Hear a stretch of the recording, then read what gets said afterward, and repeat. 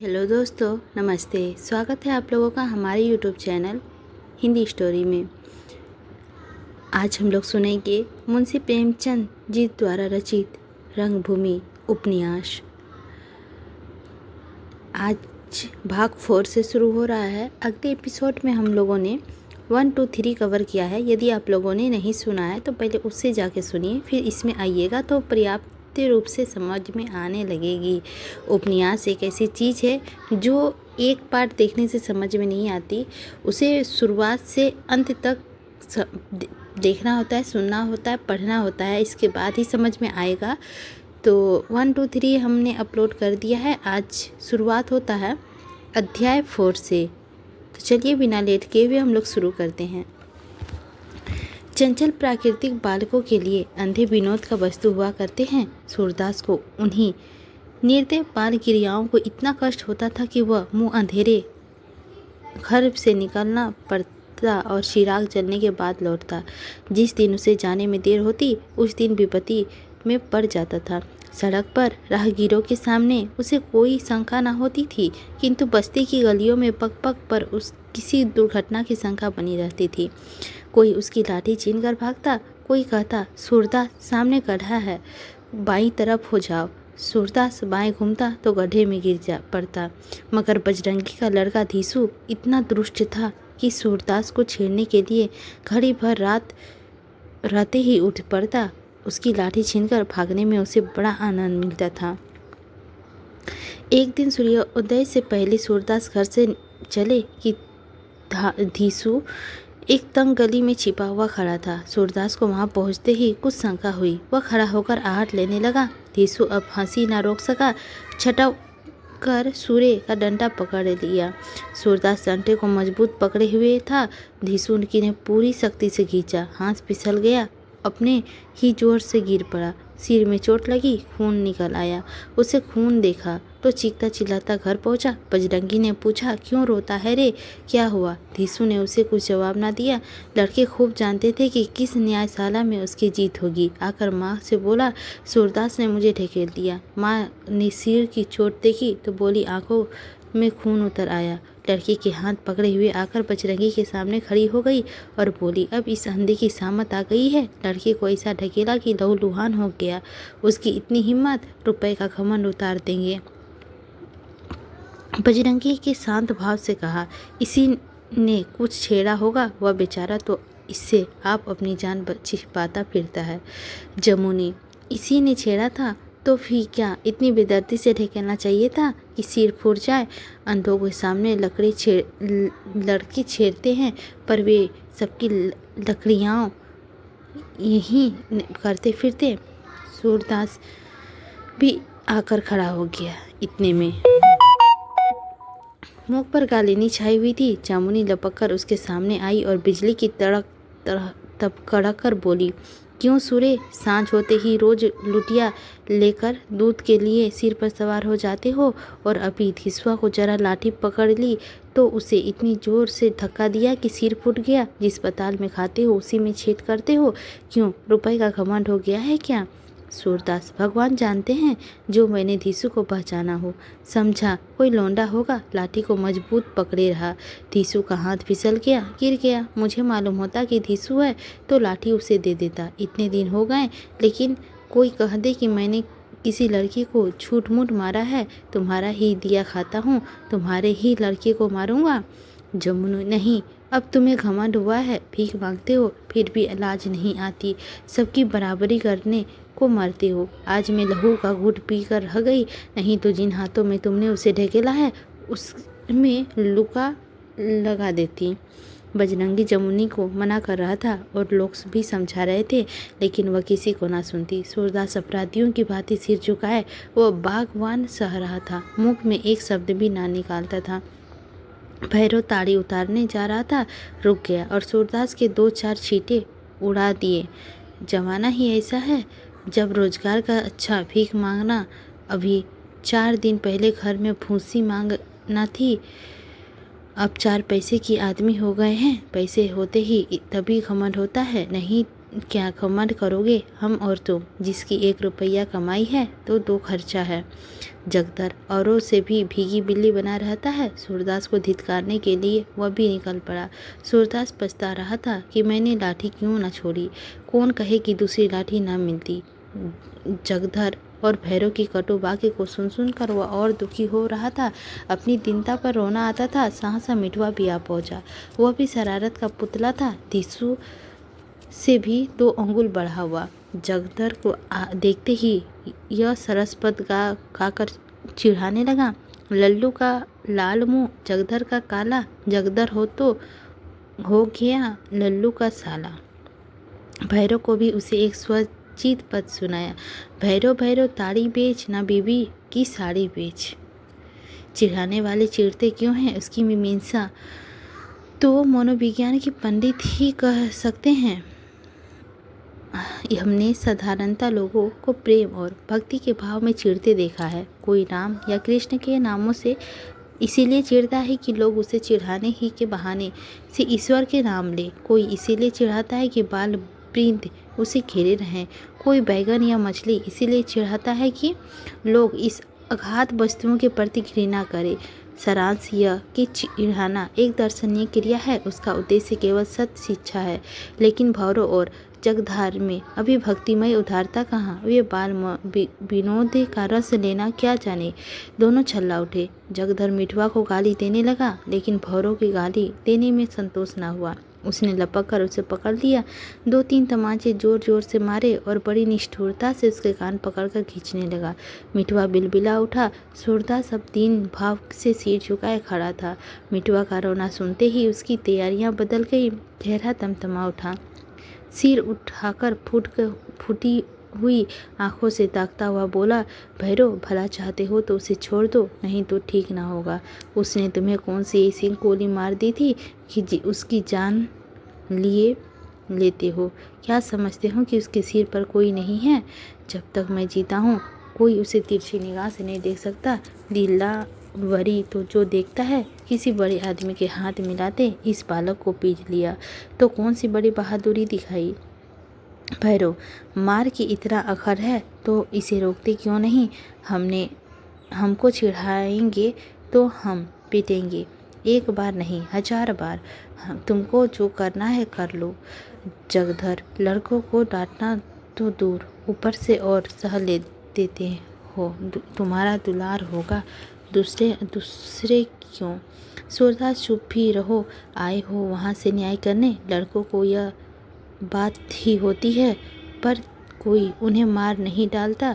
तुम्हें लोगों को अगर किसी दूसरे लड़के ने चिढ़ाया होता तो मुंह तक ना खोलते। देखता हो तो जिधर से निकलते हो लड़के तालियां बजाकर चिढ़ाते हैं, पर आंखें बंद किए अपनी राह चले जाते हैं। जानते हो ना कि जिन लड़कों के माँ बाप हैं उन्हें मारोगे तो वे आंख निकाल लेंगे। केले के लिए ठीकरा भी तेज होता है। भौरों, दूसरे लड़कों की ओर से उसकी बराबरी है। दरोगा जी की गालियाँ खाते हैं तो क्या ढूमरों की गालियाँ भी खाएं? अभी तो 2 ही तमाचे लगाए हैं, फिर चिढ़ाएं तो उठाकर पटक दूंगा, मरे या जिए। सूरदास मिट्टू के हाथ पकड़कर, मिठुआ चिढ़ा तो देखो यह क्या करते हैं। आज तो कुछ होना होगा, यही हो जाएगा। लेकिन मिठुआ के गालों में अभी तक जलन हो रही थी, मुंह भी सूज गया था, सिसकियां बंद ना होती थी। भौरों का रौद्र रूप देखा तो सहे होश भी उड़ गए। अब बहुत बढ़ावे देने में उसका मुंह ना खुला तो सूरदास ने झुझलाकर कहा, अच्छा मैं ही चिढ़ाता हूँ, देखूं मेरा क्या बना लेते हैं। यह कहकर उसने लाठी मजबूत पकड़ ली और बार बार उसी पद को रट लगाने लगी, मानो कोई लड़का अपना सबक याद कर रहा हो। भैरव भैरव ताड़ी बेच या बीबी के साड़ी बेच। एक ही सांस में उसने कई बार रट लगाई। भैरव कहाँ तो क्रोध के उन्मुत्ता हो रहा था, कहाँ सूरदास ने यह बालक हट देखकर हंस पड़ा और लोग भी हंसने लगे। अब सूरदास के ज्ञात हुआ कि कितना दीन और बेबस हूँ। मेरे क्रोध का यह सम्मान है। मैं सबल होता तो मेरा क्रोध देखकर ये लोग थर थर काँपने लगते, नहीं तो खड़े खड़े हंस रहे हैं, समझते हैं कि हमारा कर ही क्या सकते। भगवान का इतना अपंग ना बना दिया होता तो क्यों यह दुर्गत होती। यह सोचकर हठात से रोने रोना आ गया। बहुत जब्त करने पर भी आंसू ना रुके। बजरंगी ने भैरव के जगदर दोनों को धिक्कारा। क्यों अंधे से हेकड़ी जताते हो? शर्म नहीं आती? एक तो लड़की को तमाचा से मुंह लाल कर दिया, उस पर और गरजते हो। वह भी लड़का ही है, गरीब का है तो क्या? जितना लाड़ प्यार उसे होता है उतना भले घरों की लड़कों का भी नहीं होता है। जैसे और सब लड़के चिढ़ाते हैं वह भी चिढ़ाता है। इसमें इतना बिगड़ने की क्या बात है? जमुनी की ओर देखकर, यह सब तेरे कारण हुआ। अपने लौंडे को डांटती नहीं, बेचारे अंधे पर गुस्सा उतारने चली है। जमुनी सूरदास को रोना देखकर सहम गई थी। जानती थी दीन की हाय कितनी मोटी होती है। लज्जित होकर बोली, मैं क्या जानती थी कि जरा सी बात में इतना बखेड़ा हो जाएगा। आ बेटा मिट्टू, चल बछड़ा पकड़ ले तो दूध दूहूँ। दुलारे लड़के तिनके के मार से नहीं सह सकते। मिट्टू दूध के पुचकार से भी शांत ना हुआ तो जमुनी ने आकर उसे आंसू पोंछे और गोद में उठाकर घर ले गई। और क्रोध जल आता था पर जल्द ही पिघल भी जाती थी। मिट्टू तो उधर गया, भौरों और जगाधर भी अपनी अपनी राह चले, पर सूरदास सड़क की ओर ना गया। अपनी झोपड़ी में जाकर अपनी बेबसी पर रोने लगा। अपने अंधेपन पर आज उसने जितना दुख हो रहा था उतना और कभी ना हुआ था। सोचा, मेरी यह दुर्गत इसीलिए हो गया है कि मैं अंधा हूँ, भीख मांगता हूँ। मस्कत की कमाई खाता होता तो मैं भी गर्दन उठाकर ना चलता, मेरा भी आदर सम्मान होता। क्यों चिटाऊं की भांति पैरों के नीचे मसला जाता। आज भगवान ने अपंग ना बना दिया होता तो क्यों दोनों लड़के को मारकर हंसते हुए चले जाते, एक एक की गर्दन मटोड़ देता। बजरंगी से कोई नहीं कुछ बोलता। धिसवा ने भैरव की ताड़ी के मटका फोड़ दिया था, कई रुपये का नुकसान हुआ, लेकिन भैरव ने चू तक नहीं की। जगधार को उसने मारे घर से निकलना मुश्किल है। अभी 5 दिनों की बात है, उसका खोचा उलट दिया गया था। जगधर ने छू तक नहीं की। जानते थे ना कि जरा भी गर्म हुएगी। बजरंगी ने गर्दन पकड़ी। न जाने उसे जन्म में ऐसा कौन सा अपराध किए थे जिसकी यह सजा मिल रही है। लेकिन भीख न मांगू तो खाऊं क्या? और जिंदगी पेट ही पालने के लिए थोड़े है, और कुछ आगे के लिए भी करना है। नहीं तो इस जन्म में अंधा ही हूँ, उस जन्म में इससे भी बड़ी दुर्दशा होगी। पितरों के ऋण सिर पर सवार है। काया जी में उनका श्राद्ध ना किया तो वे भी क्या समझेंगे कि मेरे वंश में कोई है, मेरे साथ ही कुल का अंत ही है। मेरे यह ऋण ना चुकाऊंगा तो और कौन लड़का बैठा हुआ है जो चुका देगा? कौन उद्यम करूं? किसी बड़े आदमी के घर पंखा खींच सकता हूं, लेकिन यह काम तो साल भर से 5-4 ही महीने लगता है। बाकी महीने क्या करूंगा? सुनता हूँ अंधे कुर्सी मोटे दरी ठाठ बुन सकते हैं, पर यह काम किससे किसी को? कुछ भी हो, अब भीख ना मांगूंगा। चारों ओर से निराश होकर सूरदास के मन में विचार आया कि इस जमीन को क्यों न बेच दूं। इसके सिवा अब मुझे और कोई सहारा नहीं है।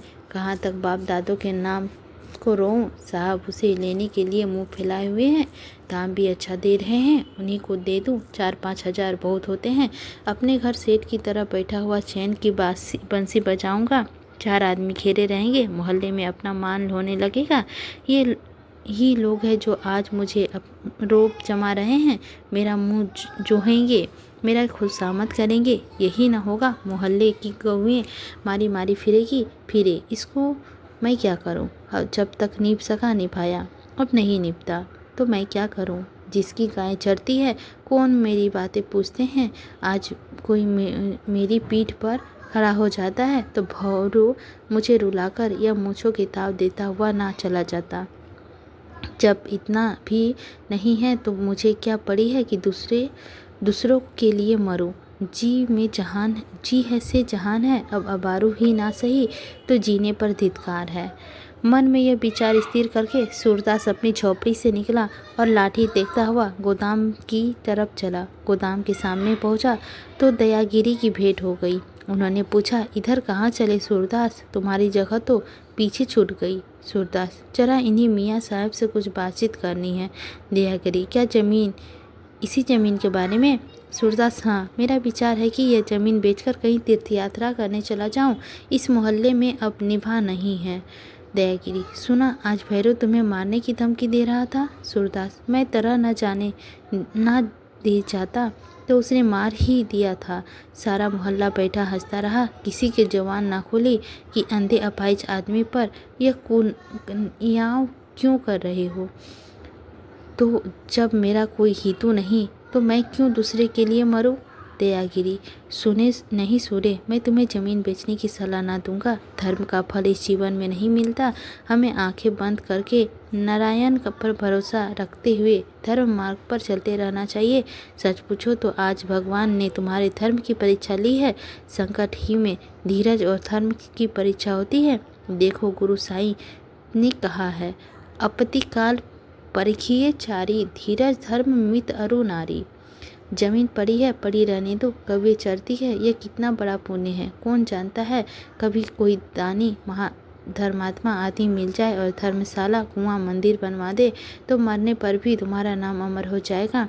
रही तीर्थ यात्रा, उसके लिए रुपए की जरूरत नहीं। साधु संत जन्म भर यहीं किया करते हैं, पर घर से रुपये की थैली बांध कर नहीं चलते। मैं भी शिवरात्रि के बाद बद्री नारायण जाने वाला हूँ।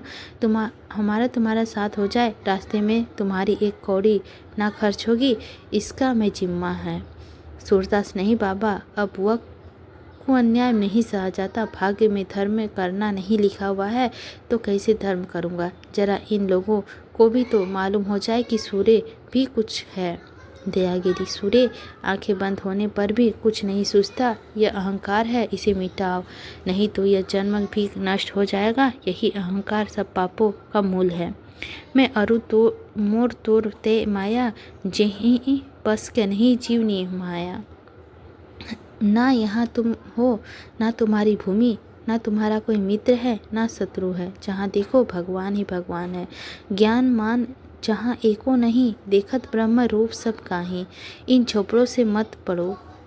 सूरदास, बाबा जी, जब तक भगवान की दया ना होगी, भक्ति और वैराग्य किसी के मन ना जमेगा। इस घड़ी मेरा हृदय रो रहा है। उसके उपदेश और ज्ञान के बातें नहीं पहुंच जा सकती। गीली लकड़ी खरात पर नहीं चढ़ती। दयागिरी, पछताओगे और क्या। यह कहकर दयागिरी अपनी राह ले चले गए। वह नित्य गंगा स्नान में को जाया करते थे। उसके जाने के बाद सूरदास को अपने मन में कहा, यह भी मुझे को ज्ञान का उपदेश कहते हैं। दिनों पर उपदेश का भी दाव चलता है। मोटे का कोई उपदेश नहीं कहता। वहाँ तो जाकर ठाकुर सुहाती करने लगते हैं। मुझे ज्ञान सिखाने चले हैं। दोनों जून भोजन मिल जाता है ना, एक दिन ना मिले तो सारा ज्ञान निकल जाए। वेग से चलते हुए गाड़ी रुकावटों की फांद जाती है। सूरदास समझने में और भी जिद पकड़ गया। सीधो गोदाम के बरामदे में जाकर रुका। उस समय यहाँ बहुत से चमार जमाते खालों की खरीद हो रही थी। चौधरी ने कहा, आओ सूरदास, कैसे चले। सूरदास इतने आदमियों के सामने अपनी इच्छा प्रकट ना कर सका। संकोच ने अपनी जबान बंद कर दी। बोला, कुछ नहीं, ऐसे ही चला आया। तहीर साहब इससे पीछे वाले ज़मीन मांगते हैं, मुंह मांगे दाम देने को तैयार है, पर यह किसी की राजी नहीं हो रहा है। उन्होंने खुद समझाया, मैंने कितनी मिन्नत की, लेकिन इसके दिल में तो कोई बात जमती ही नहीं। लज्जा अत्यंत निर्जल होती है। अंतिम काल में भी जब हम समझते हैं कि उसकी उल्टी सांसें चल रही है, वह सांसें चैतन्य हो जाती है और पहले से भी अधिकार कर्तव्यशील हो जाती है। हम दुरावस्था में पकड़कर किसी मित्र की सहायता की याचना करने को घर से निकलते हैं, लेकिन मित्र से आंखें चार होते ही लज्जा हमारे सामने आकर खड़ी हो जाती है और हम इधर उधर की बातें करके लौट आते हैं। यहाँ तक कि हम एक शब्द भी नहीं मुंह से निकालने देते जिनका भाव हमारी अंतवेदना का खोदक हो। तहील अली की बातें सुनते ही सूरदास की लज्जा मुट्ठा मारती हुई बाहर निकल आई। बोली, मियाँ साहब, वह ज़मीन तो बाप दादों की निशानी है, भला मैं इसे भाई या पट्टा कैसे कर सकता हूँ। मैंने उसे धर्म काज के लिए संकल्प कर दिया है। तहीर, धर्म काज बिना रुपए के कैसे होगा। जब रुपए मिलेंगे तभी तो तीर्थ करोगे, साधु संतों की सेवा करोगे। मंदिर कुआं बनवाओगे? चौधरी सूरे, इस वक्त अच्छे दाम मिलेंगे। हमारी सलाह यही है कि दे दो, तुम्हारा कोई उपकार तो इससे नहीं होता नहीं। सूरदास, मोहल्ले भर की कवें चलती है, इससे क्या बड़ा पुण्य नहीं होता। गौ की सेवा से बढ़कर और कौन सा पुण्य का काम है। तहीर, अपना पेट पालने के लिए तो भीख मांगते फिरते हो, चले हो दूसरे के लिए पुण्य करने। जिनकी गाय चरती है वो तो तुम्हारी बात भी नहीं पूछते, एहसान मानना तो दूर है। इसी धर्म के पीछे तुम्हारा यह दशा हो रही है, नहीं तो ठोकरे ना खाते फिरते। तहीर अली खुद बड़े दीनदार आदमी थे, पर अन्य धर्मों के अवहेलना उसके लिए संकोच न होता था। वास्तव में वह इस्लाम के सिवा और किसी धर्म को धर्म ही नहीं समझते थे। सूरजात ने उत्तेजित होकर कहा, मियाँ साहब, धर्म एहसान के लिए नहीं किया जाता, नेकी करके दलिया में डाल देना चाहिए। ताहिर, पछताओगे और क्या, साहब से जो कुछ करोगे वही करेंगे। तुम्हारे लिए घर बनवा देंगे, माहवार को चारा देंगे, मिठवा को किसी मदरसे में पढ़ाने के लिए भेज देंगे, उसे नौकर रखा देंगे, तुम्हारी आंखों की दवा करा देंगे। मुमकिन है सूझने लगे, आदमी बन जाओगे, नहीं तो धक्के खाते रहोगे। सूरदास, पर आज किसी पर लोभन का असर तो न हुआ। हाँ, दृष्टि लाभ की संभावना में जरा नरम कर दिया। बोला, क्या जन्म के लिए अंधों की दवा हो सकती है? तहीर, तुम जन्म के अंधे हो क्या? तब तो मजबूरी है, लेकिन वह तुम्हारे आराम के इतने सामान जमा कर देंगी कि तुम्हें आंखों की जरूरत ही ना रहेगी। सूरदास, साहब, बड़ी नासुमी होगी, लोग चारों ओर से धिक्कारने लगेंगे। चौधरी, तुम्हारी जायदाद है, भाई करो चाहे पट्टा लिखो, किसी दूसरे को दखल देने की क्या मजाल है। सूरदास, बाप दादों का नाम ही नहीं डुबाया जाता। मूर्खों के पास युक्तियाँ नहीं होती, युक्तियों का उत्तर का हट से देते हैं। युक्ति कायल हो सकती है, नरम हो सकती है, भ्रांत हो सकती है, हट को कौन कायल कहेगा। सूरदास की जिद की ताहिर अली के क्रोध आ गया। बोले, तुम्हारी तकदीर में भीख मांगना लिखा है तो कोई क्या कर सकता है। इन बड़े आदमियों से अभी पाला नहीं पड़ा है, अभी खुशामद कर रहे हैं, मुआवजा देने पर तैयार है, लेकिन तुम्हारा मिजाज नहीं मिलता। और वही जब कानून दाव पेच खेल जमीन पर कब्जा कर लेंगे, 200-400 रुपये बेईमान मुआवजा दे देंगे तो सीधे हो जाओगे। मोहल्ले वाले पर भूले बैठे हो, पर देख लेना, जो कोई पास भी भटके, साहब यह जमीन लेंगे जरूर, चाहे खुशी से दो चाहे रोकर। सूरदास ने गर्व से उत्तर दिया, हाँ साहब, अगर जमीन जाएगी तो इसके साथ मेरी जान भी जाएगी। यह कहकर उसने लकड़ी संभाली और अपने आव पर आ बैठा। उधार दयागिरी ने आकर नयकराम को यह समाचार कहा। बजरंगी भी बैठा था। यह खबर सुनते ही दोनों के होश उड़ गए। सूरदास के बल पे दोनों चलते रहे। उस दिन तहीर अली से कैसी बातें की और आज सूरदास ने ही धोखा दिया। बजरंगी ने चिकित होकर कहा, अब क्या करना होगा पंडित जी बताओ। नयकराम, करना क्या होगा, जैसे किया है वैसा भोगना होगा। जाकर अपनी घरवाली से पूछो, उसी से आज आग लगाई थी। जानते हो कि सूर्य मिठवा पर जान देते हैं, फिर क्यों भौरों की मरम्मत नहीं की। मैं होता तो भौरों को 2-4 खड़ी खोटी सुनाए बिना ही ना जाने देता, और नहीं तो दिखावे के लिए सही उस बेचारे को भी मालूम हो जाता कि मेरी पीठ पर है कोई। आज उसे बड़ा रंज हुआ है, नहीं तो ज़मीन बेचने का कभी उसे ध्यान ही ना आया था। बजरंगी, अरे तो अब कोई उपाय निकालेंगे या बैठकर पिछली बातों के नाम से रोएं। नयकराम, उपाय यही है कि आज सूर्य आए तो चलकर उसके पैरों पर गिरो, उसे दिलासा दो, जैसे राजी हो वैसे राजी करो। दादा भाई करो, मान जाए तो अच्छा है, नहीं माने तो भी अच्छा। साहब ने लड़ने के लिए तैयार हो जाओ, उसका कब्जा ना होने दो। जो कोई ज़मीन के पास आए मार कर भगा दो। मैंने तो यही सोच रखा है, आज सूर्य को अपने हाथ से बना हुआ दूधिया पिलाऊंगा और मिट्टू को भर पेट मिठाइयाँ खिलाऊंगा। जब ना मानेगा तो देखी जाएगी। बजरंगी, जरा मियाँ साहब के पास क्यों नहीं चलते। सूरदास ने उसके ना जाने क्या क्या बातें की हो, कहीं लिखा पढ़ी कराने को कह लिया हो, तो फिर चाहे कितनी ही आरजू बनती करोगे, कभी बात ना पलटेगा। नयाकराम में उस मुंशी के द्वार पर न जाऊंगा, उसका मिजाज और भी आसमान पर चढ़ जाएगा। बजरंगी नहीं, पंडाली तेरी खातिर ये जरा चली चलो। नयाकराम आखिर राजी हुए। दोनों आदमी तहीर अली के पास पहुँचे। वहाँ इस वक्त सन्नाटा था। खरीद के काम हो चुका था, चमार चले गए थे।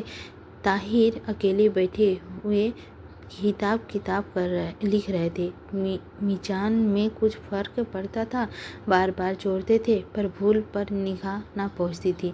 सासा नयाकराम ने कहा, कहिए मुंशी जी, आज सूर्य से बातचीत हुई? तहीराम कहा, आइए पंडा जी, मुआफ़ कीजिए, मैं जरा मीजान लगाने में मसरूफ़ था। इस मोटे पर बैठिए। सूर्य से कोई बात तय न होगी।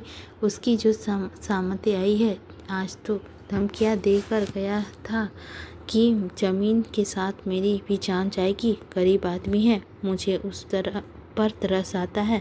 आखिर यही होगा कि साहब किसी कानून की रूह से ज़मीन पर काबिज हो जाएगा और कुछ मुआवजा मिला तो मिला, नहीं तो उसका भी उम्मीद नहीं। नयाकराम, अब सूर्य राजी नहीं है तो साहब क्या खा के यह ज़मीन ले लेंगे? देख बजरंगी, हुई ना बात वही बात। सूर्य ऐसा कच्चा आदमी नहीं है। ताहिर साहब को अभी आप जानते नहीं हैं।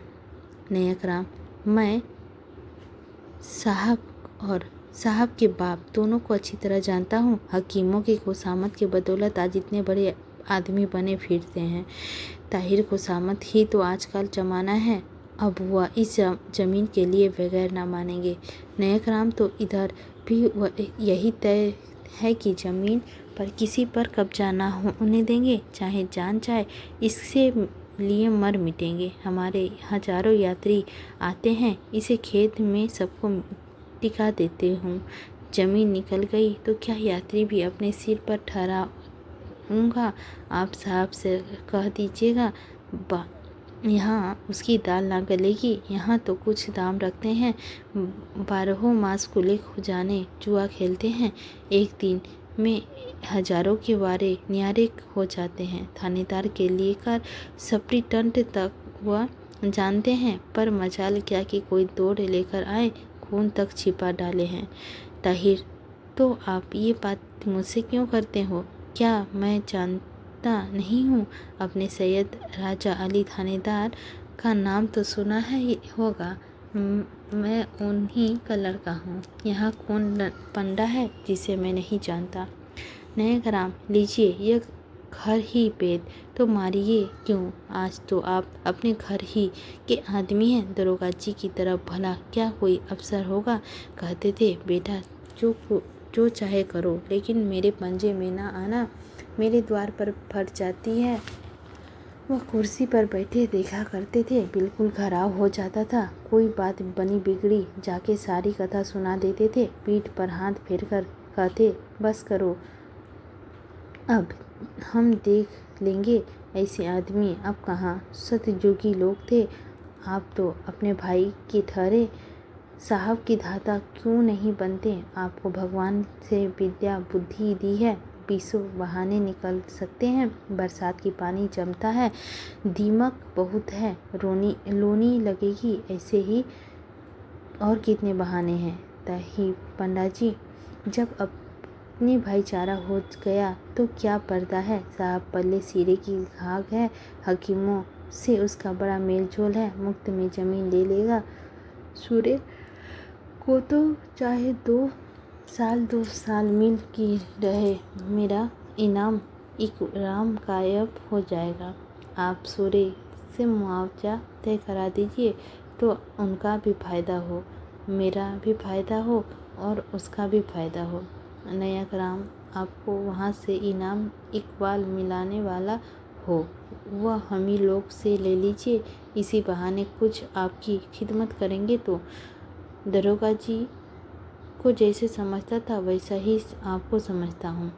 तहीर, माजल्ला पंडित जी, ऐसी बात ना कीजिए। मैं मालिक की निगाह बचाकर एक कौड़ी लेना ही भी आराम समझता हूँ।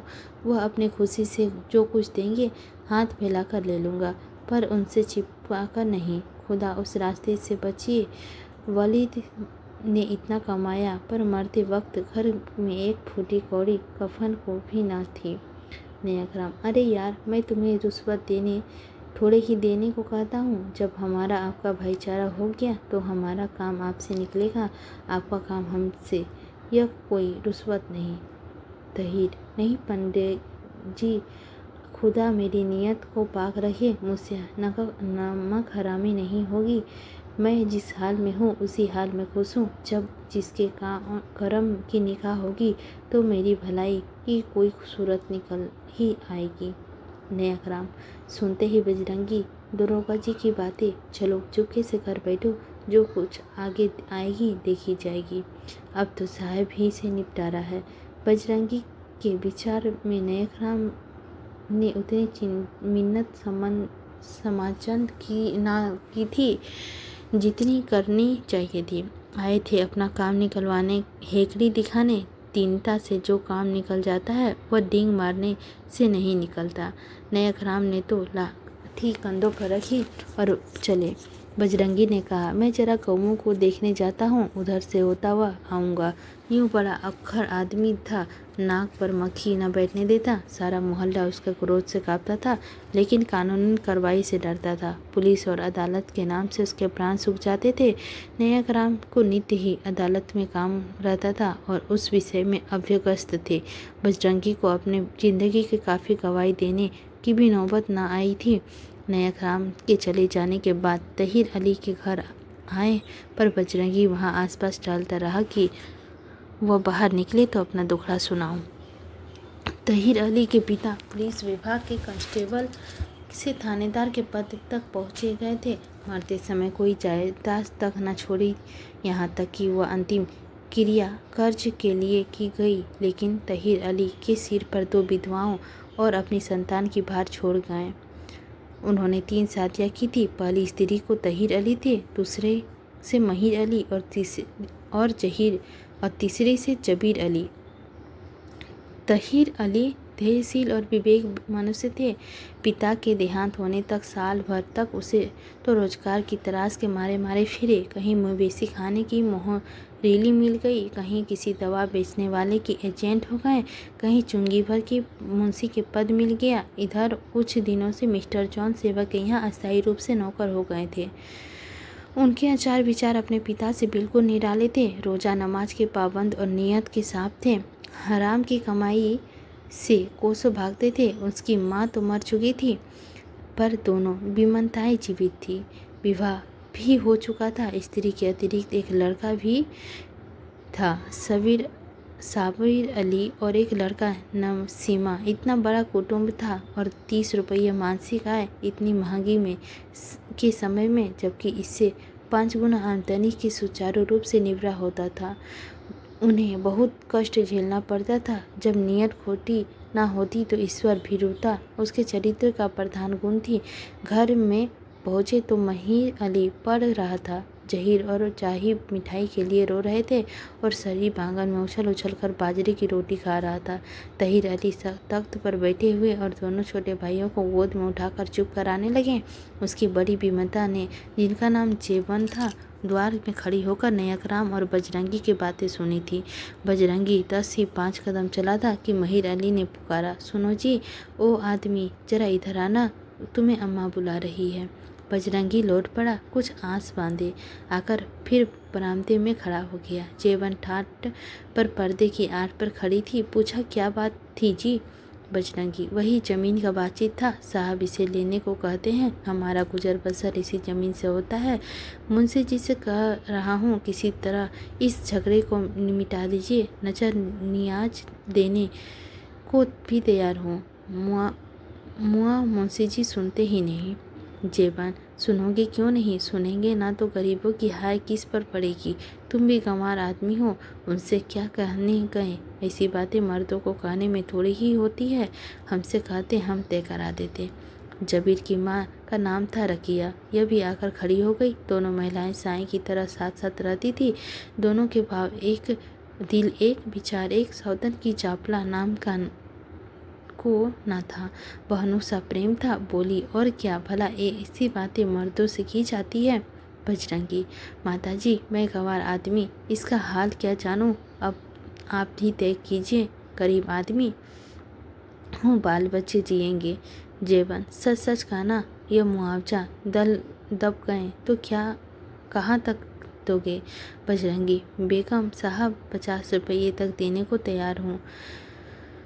जीवन, तुम भी गजब करते हो, 50 रुपये में इतना बड़ा काम निकालना चाहते हो? रखिया, धीरे से बहन, कहीं बिदक ना जाए। बजरंगी, क्या करो बेगम साहब, गरीब आदमी हूँ, लड़कों को दूध दही जो कुछ हुक्म होगा खिलाता रहूँगा, लेकिन नगद तो इससे ज़्यादा मेरा क्या ना होगा। रखिए, अच्छा तो रुपए का इंतजाम करो, खुदा ने चाहा तो सब तय हो जाएगा। जीवन, धीरे से रखिया, तुम्हारी जल्दबाजी से मैं असजित हूँ। बजरंगी, माँ जी यह काम हो गया तो सारा मोहल्ला आपका जज जाएगा। जीवन, मगर तुम 50 रुपये से आगे बढ़ने का नाम ही नहीं लेते, इतने में तो साहब ही दे देंगे, फिर गुना बेलज्जत क्यों किया जाए। बजरंगी, माँ जी आपसे बाहर थोड़े ही हूँ, 10-5 रुपये और जुटा दूंगा। बजरंगी, बस 2 दिन की मोहलत मिल जाए, तब तक मुंशी जी से कह दीजिए साहब से कहीं सुने। जेबब, वाह महतो, तुम तो बड़े होशियार निकले, सेंध ही में काम निकालना चाहते हो। पहले रुपए लाओ, फिर तुम्हारा काम ना हो तो हमारा जिम्मा। बजरंगी दूसरे दिन आने का वादा करके खुश खुश चला गया। जेवन ने रखिया से कहा, तुम बेसब्र हो जाती हो, अपनी चमारों से 2 पैसे खा लेने पर तैयार हो गई, पर मैं 2 लाने देती और वे खुशी से देते। यही अहीर पूरे 100 गिनकर जाता। बेसब्री का करजमंद चौकन्ना हो जाता है, समझता है शायद हमें बेवकूफ़ बना रही है। जितनी ही देर लगाओ, जितनी बेरुखी से काम लो, उतना एतबार बढ़ाता है। रखिया, क्या करूं बहन, मैं डरती हूँ किसी तरह सख्ती से निशाना खता ना कर जाए। जीवन, वह ही रुपये जरूर लाएगा, तहीर को आज ही से भरना शुरू कर दो, बस अजाब की खौफ दिलाना चाहिए, उन्हें हाथे चढ़ाने का यही दंग है। रखिया, और यही कहीं साहब न माने तो? जेबन, तो कौन हमारे ऊपर नालिश करने जाता है? ताहिर अली खाना खाकर लेटे थे और जेबन ने आकर कहा, साहब दूसरे की ज़मीन क्यों लेते हो, बेचारे रोते फिरते हैं। ताहिर, मुफ्त ही थोड़े ही लेना चाहते हैं, उसका माकूल मुआवजा देने को तैयार है। जेबन, यह तो गरीबों पर जुल्म है। रखिया, जुल्म ही नहीं अजाब है। भैया तुम साहब से साफ साफ कह दो, मुझे इस अजाब में ना डालिए। खुदा ने मेरे आगे बाल बच्चे दिए हैं, न जाने कैसे पढ़े कैसी ना पढ़े, मैं यह अजाब सिर पर ना लूँगा। जेवन, गंवार तो ही है, तुम्हारे ही सिर हो जाए। तुम्हें साफ कह देना चाहिए कि मैं मोहल्ले वालों से दुश्मनी मोल ले लूँगा। जान जोखिम की बात है। रखिया, जान जोखिम तो है ही, ये गंवार किसी से नहीं होते। ताहिर, क्या आपके कुछ और अफवाह सुनी है? रखिया, हाँ, ये सब चमार आपस में बातें करते जा रहे थे, साहब ने ज़मीन ली तो खून की नदी बह जाएगी। मैंने तो जब से सुना है होश उड़े जा रहे हैं। जेबब, होश उड़ने की बात ही है।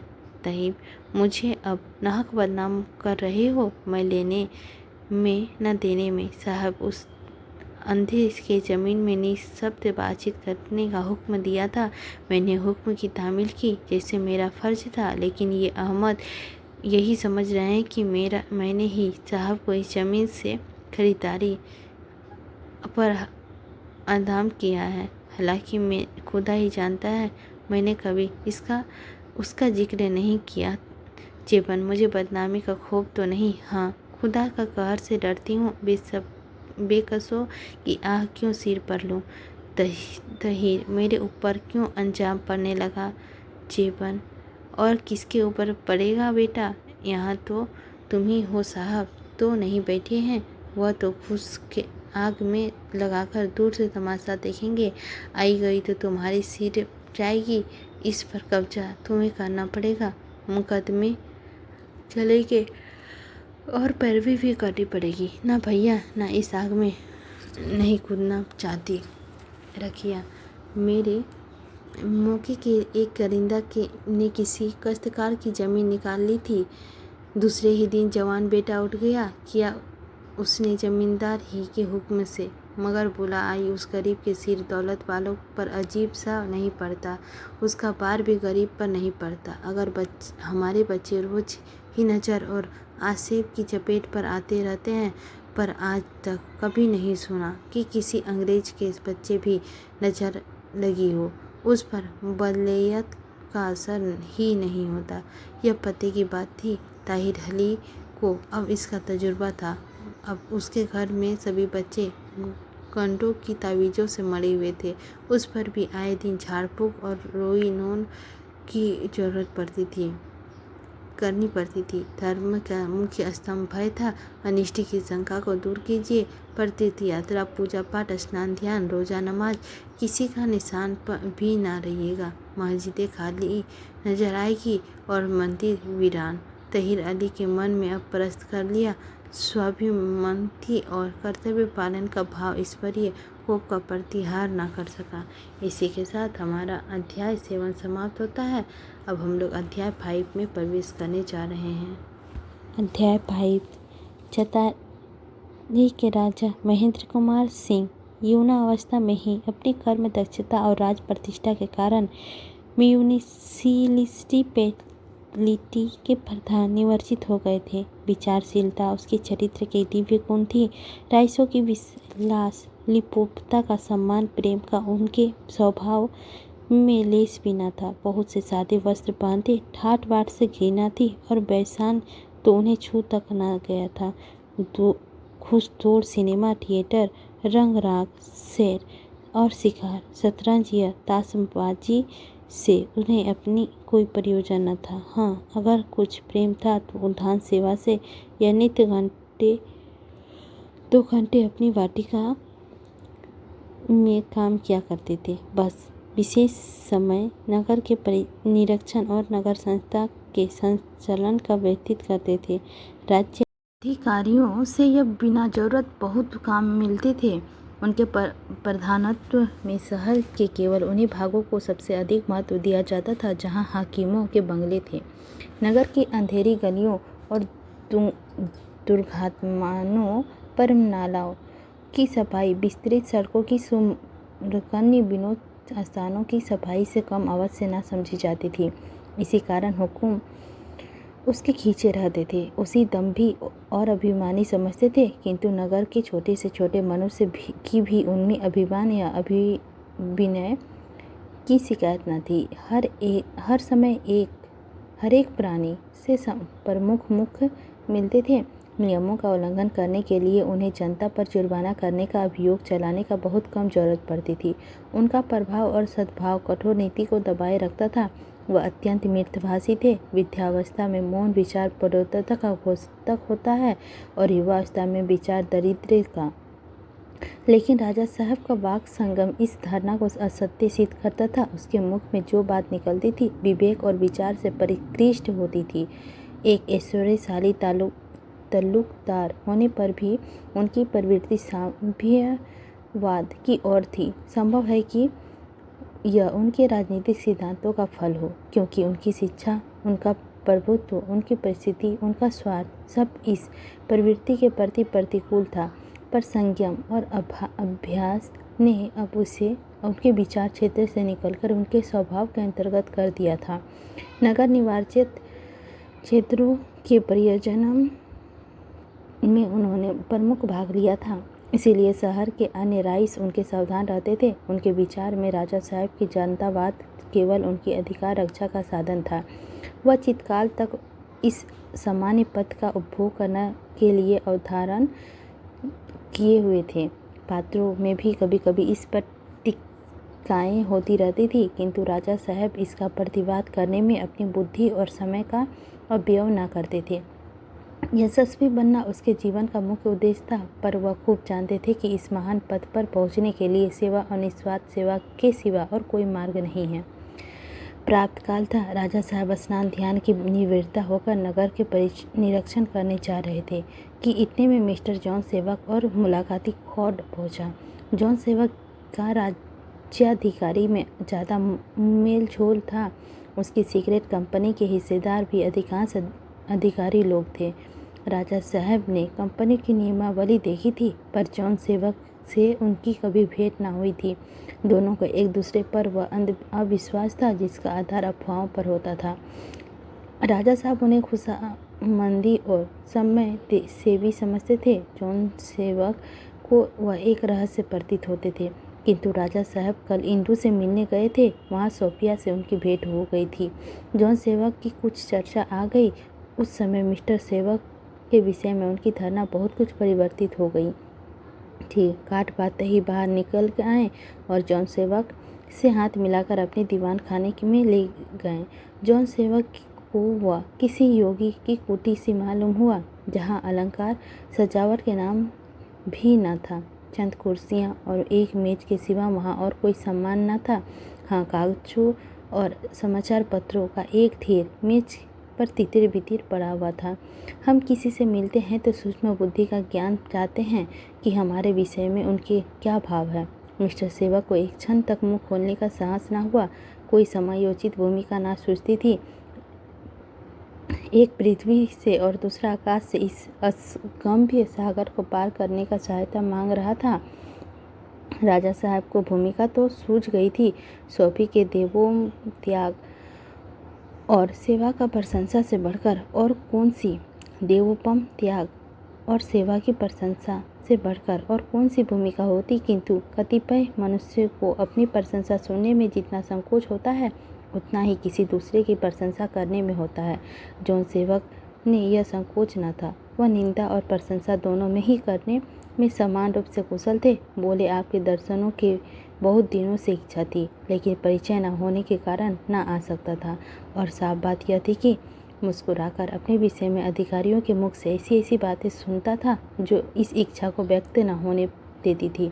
लेकिन आपके निर्वाचन क्षेत्रों को सुगम बनाने में जिस भी शुद्ध देश प्रेम का परिचय दिया है, उनके हकीमों और मिथ्याक्षेपों की कलाई खोल दी। अधिकारियों के मिथ्याक्षेपों की चर्चा करके जॉन सेवक ने अपनी वाक चतुर्थ की सिद्धि कर दिया। राजा साहब की सहानुभूति प्राप्त करने के लिए उनके सुबल और कोई उपाय नहीं था। राजा साहब को अधिकारियों से यही शिकायत थी। इसी कारण उन्हें अपने कार्यों के संपादन में कठिनाई पड़ती थी।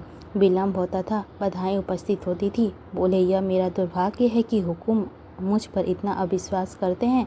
मेरा अगर कोई अपराध है तो इतना ही कि मैं जनता के लिए स्वस्थ और सुविधाओं को उतना ही अवश्य समझता हूँ जितना हुकुम और राइसों के लिए। मिस्टर सेवक महाशय, इन लोगों के दिमाग में कुछ न कुछ पूछिए। संसार इसके उपयोग के लिए है और किसी को इसमें जीवित रहने का अधिकार नहीं है। जो प्राणी इनके द्वार पर अपना मस्तक ना खींचे वह अपवादी है, अशिष्ट है, राजद्रोही है। और जिस प्राणी के राष्ट्रिकता का लेश मात्र भी आभास हो, विशेषतः वह जो यहाँ कला कौशल और व्यवसाय को पुनर्जीवित करना चाहते हो, दंडनीय है। राष्ट्र सेवा इनकी दृष्टि में सबसे अधम पाप है। अपने मेरे सिगरेट के कारखाने की नियमावली तो देखी होगी महेंद्र जी? हाँ, देखी थी। जॉन सेवक नियमावली का निकालना कहिए कि एक सिरे की अधिकारी वर्ग की निगाहें मुझ पर फिर गई। मैं उनकी कृपा भजन था कि इतने ही अधिकारी से मेरी मैत्री थी, किंतु उसी से मैं उसकी बिरादरी की ठाठ बाहर कर दिया था। मेरा हुक्का पानी बंद हो गया। उसकी देखा देखी हिंदुस्तानी हुक्काम और राइसों ने भी आनाकानी शुरू की। अब मैं उन लोगों की दृष्टि में शैतान से भी ज़्यादा भयानक हूँ। इतनी लंबी भूमिका के बाद जॉन सेवक सबसे मतलबी पर आए। बहुत सुचाते हुए अपना उद्देश्य प्रकट किया। राजा साहब मानव चरित्र के ज्ञाता थे। बने हुए तिलकधारियों को खूब पहचानते थे। उन्हें मुगालता देना आसान न था, किंतु समस्या ऐसी आ पड़ी थी कि उन्हें अपनी धर्म रक्षा के हेतु अविचार का शरण लेनी पड़ी। किसी दूसरे अवसर पर इस प्रस्ताव की ओर आंख उठाकर भी ना देखते। एक दिन दुर्बल अंधे की भूमि को, जो उसके शरीर का एकमात्र आधार हो, उसके कब्जे से निकालकर एक व्यवसायी को दे देना उसके सिद्धांत के विरुद्ध था। पर आज पहली बार उन्हें अपने नियम को ताक पर रखना पड़ा, यह जानते हुए कि मिस सोफिया ने उसके एक निकटतम संबंधी का प्राण रक्षा की है, यह जानते हुए कि जॉन सेवक के साथ सद्व्यवहार करना कुंवर भगत सिंह को एक भारी ऋण से मुक्त कर देगा। वह इस प्रस्ताव की अवहेलना न कर सकते थे। कृतज्ञता हमसे वह सब कुछ करा लेती है जो नियम की दृष्टि से राजय है। यह वह चक्की है जो हमारे संतंभों और नियमों को पीस डालती है। आदमी जितना ही निष्प्रय होता है, उपकार का बोझ उसे उतना ही असहाय होता है। राजा साहब ने इस मामले को जॉन सेवक इच्छा अनुसार तय कर देने का वचन दिया और मिस्टर सेवक अपनी सफलता पर फूले हुए घर आए। स्त्री ने पूछा, क्या तय कर आए? जॉन सेवक, वही जो तय करने गया था। स्त्री, शुक्र है, मुझे आशा न थी। जॉन सेवक, यह सब सोफी का एहसान का बरकत है, नहीं तो यह महाशय सीधो मुंह बात करने वाला न थे। यह उसी के आत्मसमर्पण की शक्ति है जिसने महेंद्र कुमार सिंह जैसे अभियानी और बेमुलौरत आदमी को नीचा दिखाया दिया। ऐसी तपाक से मिले मानो मैं उनका पुराना दोस्त हूँ। यह असाध्य कार्य था और मैं सफलता के लिए मैं सोफी का आभारी हूँ। मिसेस सेवक क्रोध होकर, तो तुम जाकर उसे लिवा आओ। मैंने तो मना नहीं किया है, मुझे ऐसी बातों क्यों बार बार सुनाते हो? मैं तो अगर प्यासी मरती भी रहूं तो उससे पानी ना मांगूंगी। मुझे लल्लो चप्पू नहीं आती। जो मन में है वही मुख में है। अगर वह खुदा के मुंह फेर कर अपनी टेक पर दृढ़ रह सकती है तो मैं अपने ईमान पर दृढ़ रहते हुए क्यों उसकी खुशामद करूं?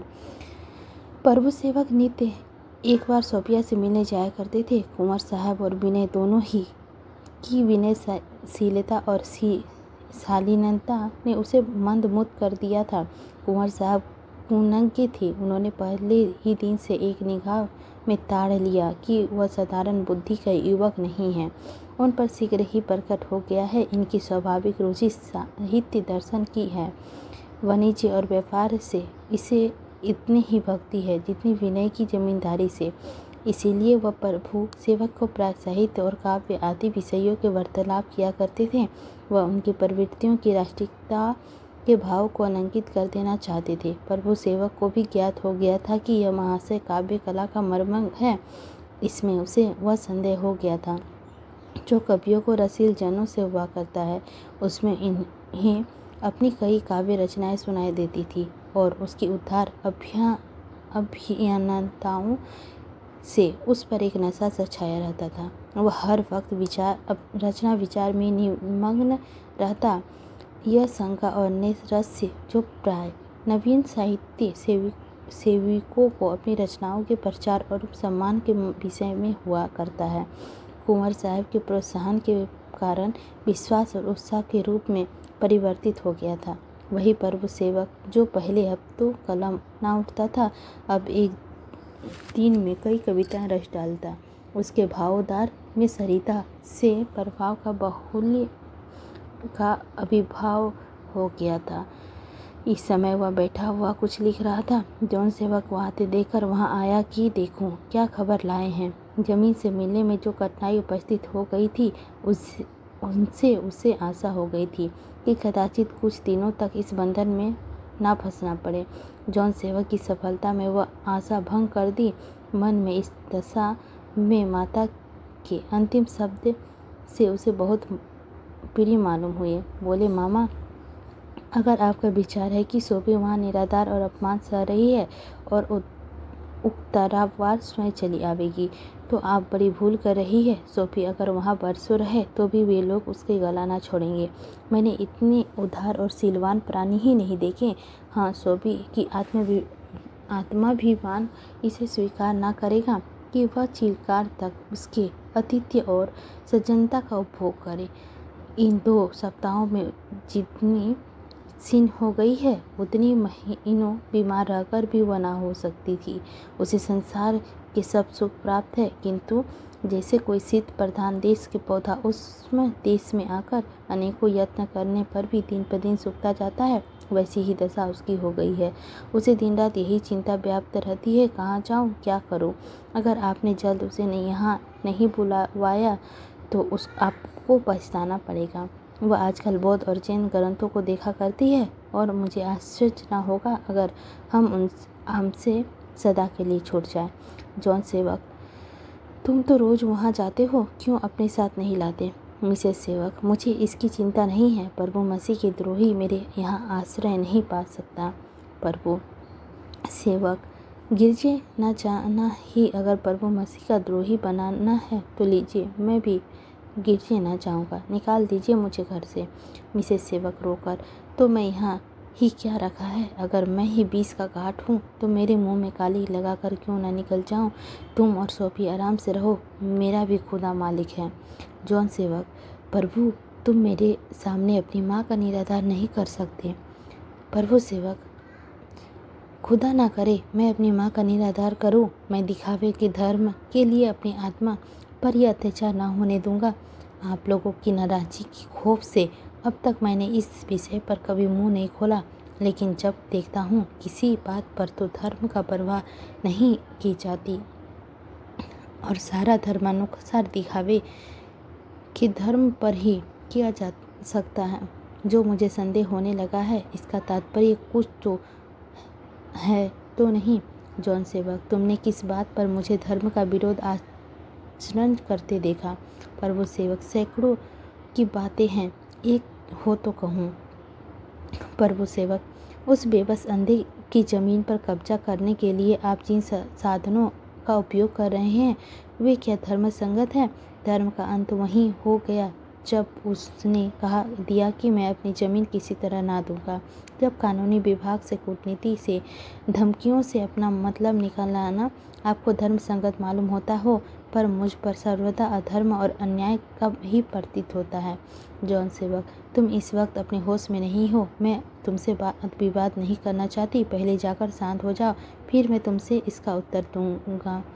प्रभु सेवक क्रोध से भरा हुआ अपने कमरे में आया और सोचने लगा कि क्या करूं। यहाँ तक अपना सत्याग्रह शब्दों तक सीमित था, अब उसके क्रियात्मक होने का अवसर आ गया, पर क्रियात्मक शक्ति पर उसका चित्रण से एकमात्र अभाव था।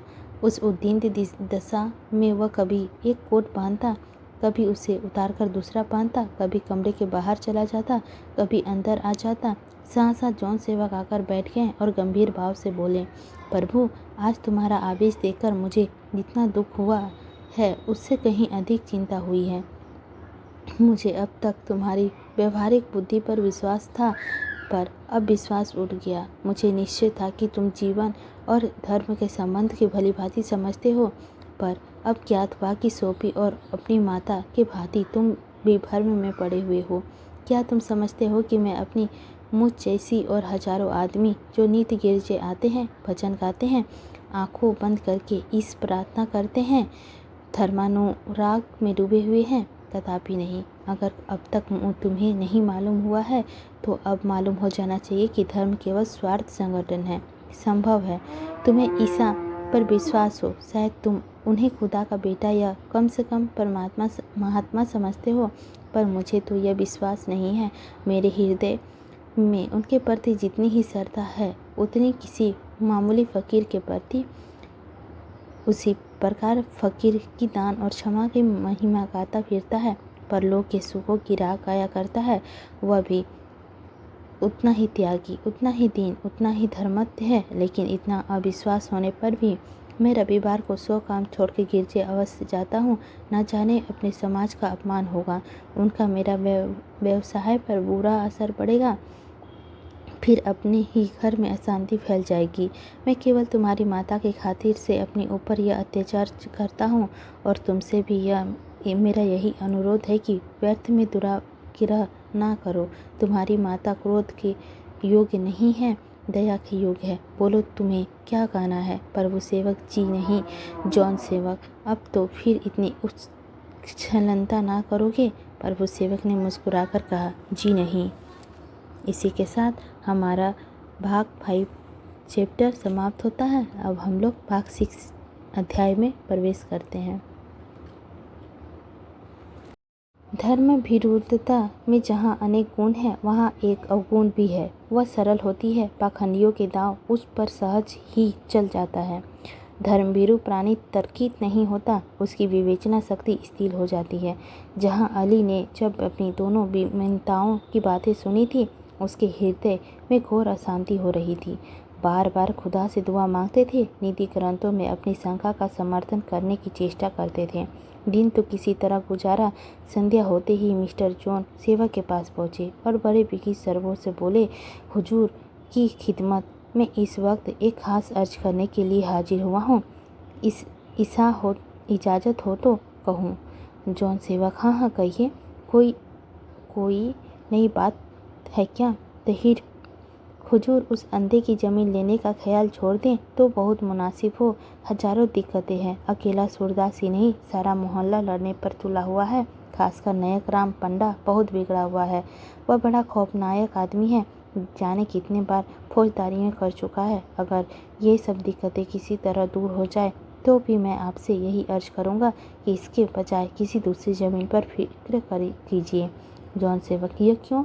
तहीर, हुजूर यह सब अबाब का काम है। सैकड़ों आदमियों का काम उस ज़मीन से निकलता है। सबकी गायें वहीं चरती है, बारातें ठहरती है। फेलेक के दिनों में लोग वहीं झोंपड़े डालते हैं। यह ज़मीन निकल गई तो सारी आबादी को तकलीफ़ होगी और लोग दिल में हमें सैकड़ों बद्दुआएं देंगे। इसका अजाब जरूर पड़ेगा। जॉन सेवक हंसकर, अजाब तो मेरी गर्दन पर पड़ेगा ना, मैं उनका बोझ उठा सकता हूँ।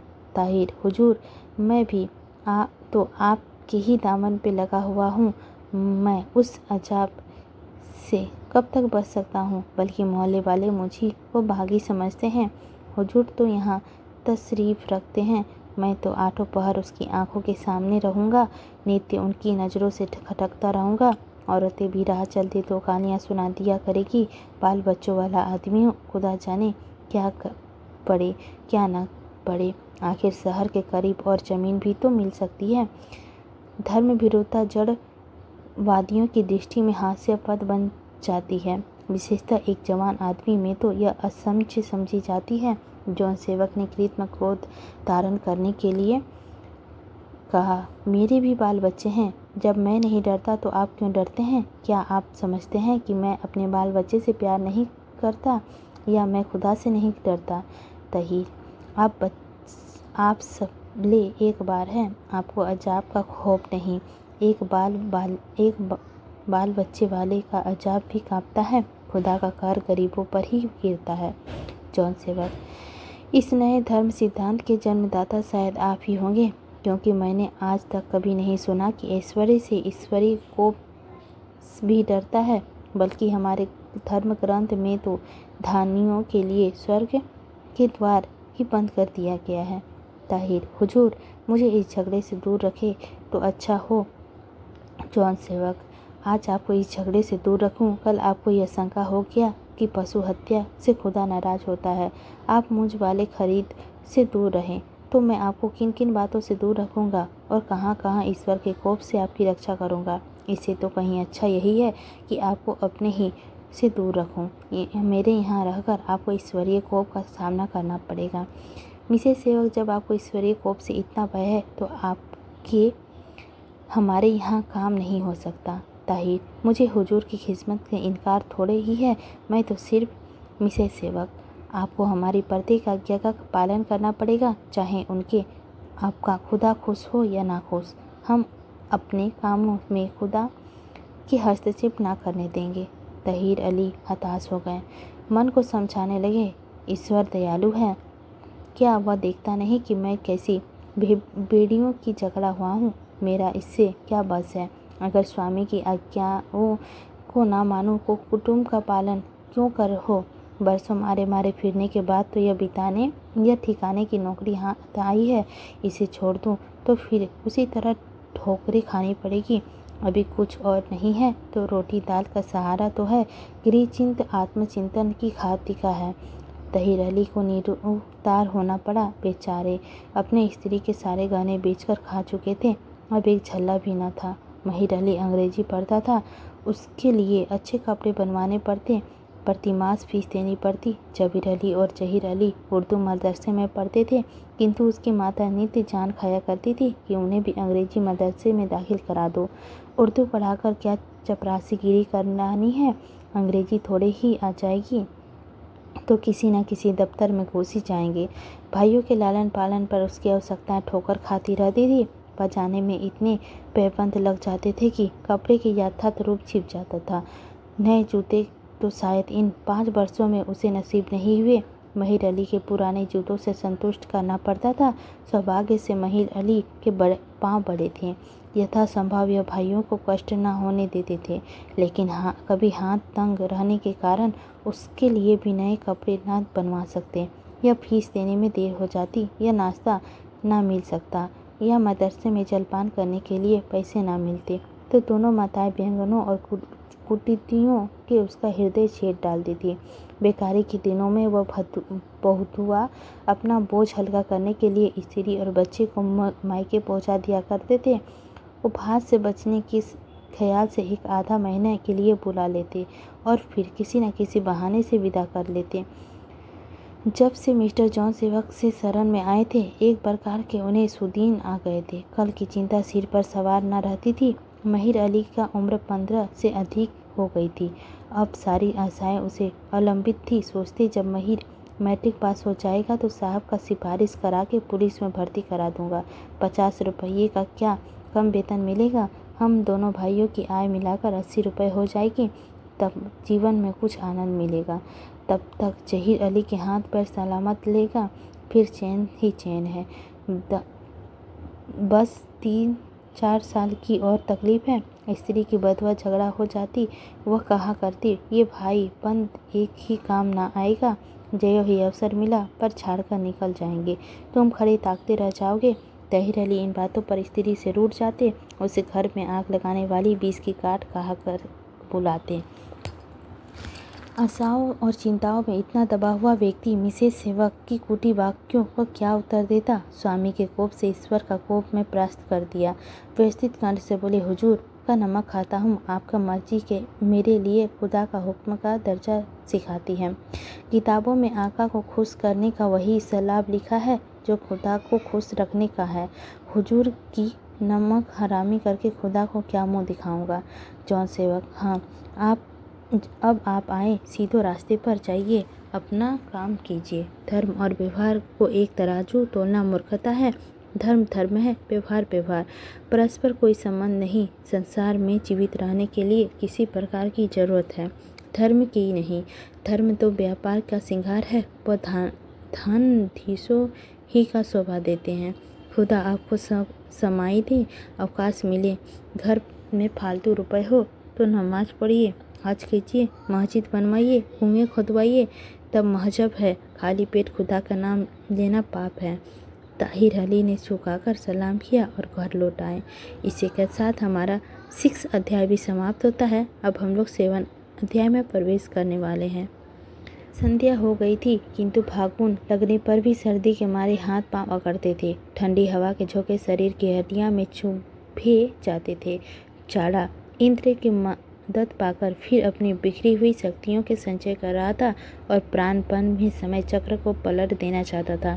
बदला भी थे, बूंदे भी थी, ठंडी हवा भी थी, कोहरा भी था। इतनी विचित्र शक्तियों के मुकाबले में ऋतुराज की एक ना चलती। लोग लिफाफ में यूं मुँह छिपाए हुए थे जैसे चूहे बिल्ली से झांकते हैं। दुकानदार अंगीठियों के सामने बैठे हाथ सेकते थे। पैसों के सौदे नहीं, मनोवर्थ के सौदे बेचते थे। राह चलते लोग अलाव पर यूं गिरते थे मानो दीपक पर पतंगे गिरती हो। बड़े घरों की स्त्रियां मानती थी, मिसराइन ने आए तो आज भोजन बनाए, चूल्हे के सामने बैठने का अवसर मिले। चाय की दुकानें पर चटमट रहता था। ठाकुर दिन के पान छबड़ी में पड़े सड़े रहे थे, पर उसकी हिम्मत न करनी पड़ी कि उन्हें फेरे। सूरदास अपनी जगह पर तो आ बैठा था, पर इधर उधर की सूखी टहनियों बटोरकर जला ली थी और हाथ सेक रहा था। सांवरियाँ आज कहाँ, हाँ, कोई इक्का दुक्का मुसाफिर निकल जाता था तो बैठे बैठे उसका कल्याण माना जाता था। जब से सैयद तहीर अली उसे धमकियाँ दी थी, ज़मीन से निकल जाने की संख्या उसके हृदय पर छाई रहती थी। सोचता, क्या इसी दिन के लिए मैंने इस ज़मीन को इतना जतन किया था। मेरे दिन सदा यूं ही थोड़े ही रहेंगे। कभी तो लक्ष्मी प्रसन्न होगी। अंधों की आंख ना खुली पर भाग खुल सकती है। कौन जाने, कोई दानी मिल जाए या मेरे ही हाथ से धीरे धीरे कुछ रुपये इकट्ठा हो जाए। बनते देर नहीं लगती। यही अभिलाषा थी कि यही एक कुआं और एक छोटा सा मंदिर बनवा देता। मरने से पीछे अपनी कुछ निशानी रहती। नहीं तो कौन जानेगा कि अंधा कौन था। प्रीस हरी का कुआं खुदवाया था। आज तक उसका नाम चला जाता है। झक्कर साईं ने बावली बनवाई थी। आज तक झक्कर की बावली मशहूर है। जमीन निकल गई तो नाम डूब जाएगा। कुछ रुपये मिले तो मैं इस काम के। नेहकराम उसे ढाढ़स देता रहता था। तुम कुछ चिंता मत करो। कौन माँ का बेटा है जो मेरे रहते तुम्हारी ज़मीन निकाल ले। लहू की नदी बहा दूंगा। उस करीने की क्या मजाल। गोदाम में आग लगा दूंगा। इधर का रास्ता छोड़ा दूंगा। वह है किस गुमान में। बस तुम हामी ना भरना। किंतु इन शब्दों से जो तस्रीन होती थी वह भैरव को जगदर ईर्ष्यापूर्ण विडंबनाओं से मिट जाती थी और वह एक लंबी सांस खींचकर रह जाता था। वह इन्हीं विचारों में मग्न था कि नायकराम कंधों से लपट रखे एक अगोछा कंधों में डाले पान की बीड़ी मुंह में भरे आकर खड़ा हो गया और बोला, सूरदास बैठे तापते ही रहोगे। सांझ हो गई। हवा खाने वाले अब इस ठंड में ना निकलेंगे। खाने भर को मिल गया कि नहीं। सूरदास, कहाँ महाराज, आज तो एक भगवान से भी भेंट ना हुई। नेकराम, जो भाग में मिला है मिल गया। चलो घर चले। बहुत ठंड लगती है तो मेरा यह अंगोछा कंधों में डाल लो। मैं तो इधर आया था कि कहीं साहब मिल जाए तो एक दो बातें कर लूँ। फिर एक बार उन्हीं और हमारी भी हो जाए। सूरदास चलने को उठा ही था कि सहसा एक गाड़ी की आहट मिली। रुक गया। आहस बांधी। एक क्षण की पीड़न आ पहुंची। सूरदास ने आगे बढ़कर कहा, दादा भगवान तुम्हारा कल्याण करे। अंधे की खबर लीजिए। पीड़न रुक गई और चतारी के राजा साहब उतर पड़े। नायकराम उनका पंडा था। साल में 200-400 रुपये उनकी रियासत में पाता था। उन्हें आशीर्वाद देकर बोला, सरकार का इधर कैसे आना हुआ। आज तो बड़ी ठंड है। राजा साहब, यही सूरदास है जिनका जमीन आगे पड़ती है। आओ तुम दोनों आदमी मेरे साथ बैठा जाओ। मैं जरा उस जमीन को देखना चाहता हूँ। नायकराम, सरकार चले। हम दोनों पीछे पीछे आते हैं। राजा साहब, अजी आकर बैठ जाओ। तुम्हें आने में देर होगी और मैंने अभी संध्या नहीं की है। सूरदास, पंडा जी तुम बैठ जाओ। मैं दौड़ता हुआ चलूँगा। गाड़ी के साथ ही साथ पहुँचूँगा। राजा साहब, नहीं, तुम्हारे बैठने की कोई हरज नहीं है। तुम इस समय भिखारी सूरदास नहीं, जमींदार सूरदास हो। नायकराम, बैठो सूर्य, बैठो। तुम्हारे सरकार साक्षात देवरूप है। सूरदास, पंडा जी मैं। राजा साहब, पांडा जी तुम इनके हाथ पकड़कर बैठा दो, यूं ना बैठेंगे। नायकराम ने सूरदास को गोद में उठाकर गद्दी पर बैठा दिया। आप भी बैठो। और फिटन चली। सूरदास को अपने जीवन में फिटन पर बैठने का यह पहला अवसर था। ऐसा जान पड़ता था मैं उड़ा जा रहा हूँ। 3-4 मिनट में जब गोदाम पर गाड़ी रुक गई और राजा साहब उतर पड़े तो सूरदास ने आश्चर्य से, इतनी जल्दी क्यों कर आ गए राजा साहब। ज़मीन तो बड़े मौके की है। सूरदास, सरकार बाप दादों की निशानी है। सूरदास के मन में भांति भांति की शंकाएं उठ रही थी। क्या साहब ने इस ज़मीन को देखने के लिए भेजा है। सुना है यह बड़े धर्मात्मा पुरुष हैं, तो इन्होंने साहब को समझा क्यों नहीं दिया। बड़े आदमी सब एक होते हैं, चाहे हिंदू हो या तुर्क। सभी तो मेरा इतना आदर कर रहे थे जैसे बाबरे का गर्दन काटे से पहले उसे भर पेट दाना खिला देते थे। लेकिन मैं इनकी बातों में आने वाला नहीं हूँ। राजा साहब असामियों के साथ बंदोबस्त है।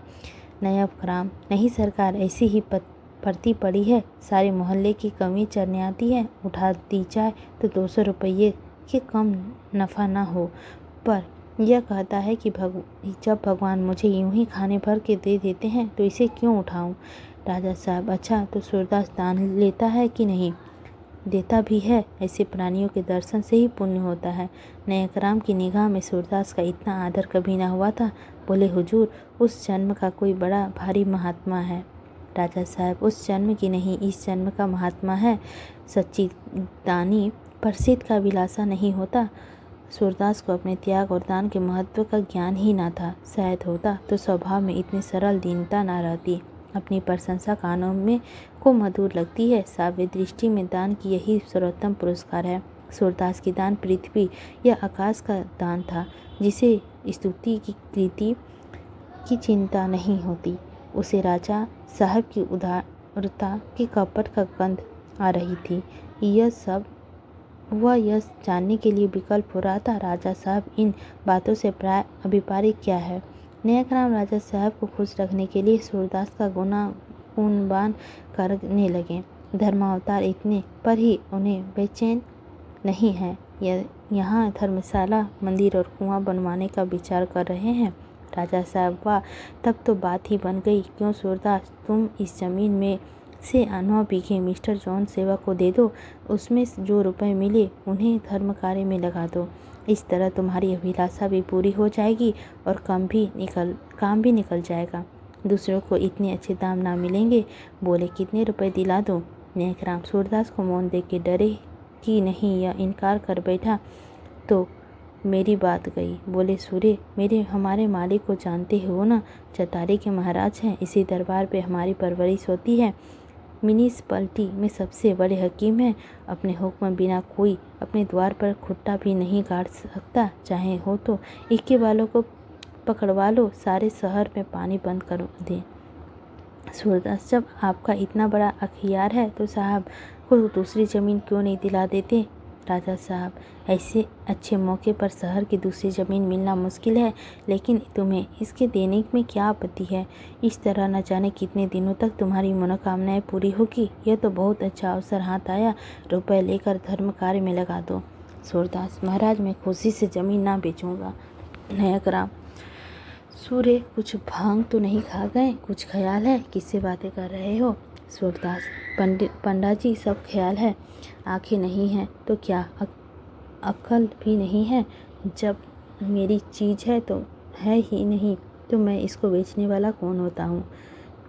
राजा साहब, यह ज़मीन तो तुम्हारी ही है।